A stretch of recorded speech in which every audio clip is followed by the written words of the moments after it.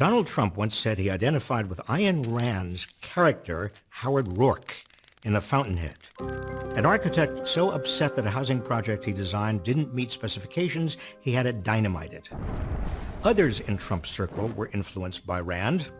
Atlas Shrugged was said to be the favorite book of Rex Tillerson, Trump's Secretary of State. Rand also had a major influence on Mike Pompeo, Trump's CIA chief. Trump's first nominee for Secretary of Labor, Andrew Puzder, said he spent much of his free time reading Rand. The Republican leader of the House of Representatives, Paul Ryan, required his staff to read Rand. I grew up reading Ayn Rand. It inspired me so much that it's required reading in my office for all my interns and my staff. Uber's founder and former CEO, Travis Kalanick, has described himself as a Rand follower. Before he was sacked, he applied many of her ideas to Uber's code of values, and even used the cover art for Rand's book, The Fountainhead, as his Twitter avatar. So who is Ayn Rand and why does she matter? Ayn Rand, best known for two highly popular novels, still widely read today, The Fountainhead, published in 1943, and Atlas Shrugged in 1957, didn't believe there was a common good.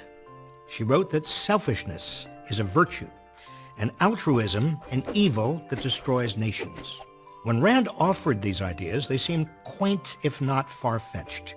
Anyone who lived through the prior half-century witnessed our interdependence through depression and war. And after the war, we used our seemingly boundless prosperity to finance all sorts of public goods, schools and universities, a national highway system, and health care for the aged and poor. We rebuilt war-torn Europe. We sought to guarantee the civil rights and voting rights of African Americans. We opened doors of opportunity to women. Of course there was a common good. We were living it.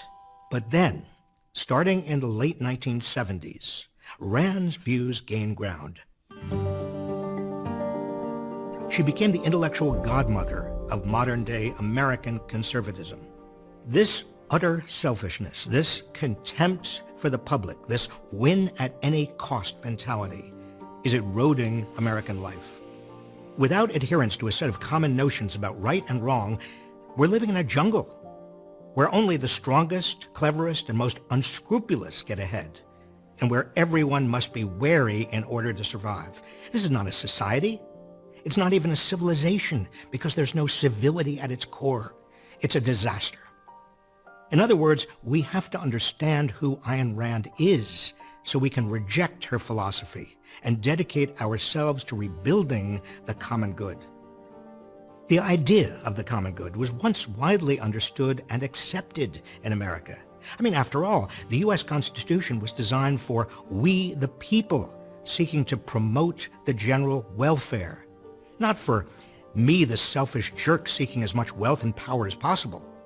Yet today, you find growing evidence of its loss. CEOs who gouge their customers, loot their corporations, and defraud investors. Lawyers and accountants who look the other way when corporate clients play fast and loose, who even collude with them to skirt the law. Wall Street bankers who defraud customers and investors. Film producers and publicists who choose not to see that a powerful movie mogul they depend on is sexually harassing and abusing young women. Politicians who take donations, really bribes, from wealthy donors and corporations to enact laws their patrons want, or shutter the government when they don't get the partisan results they seek.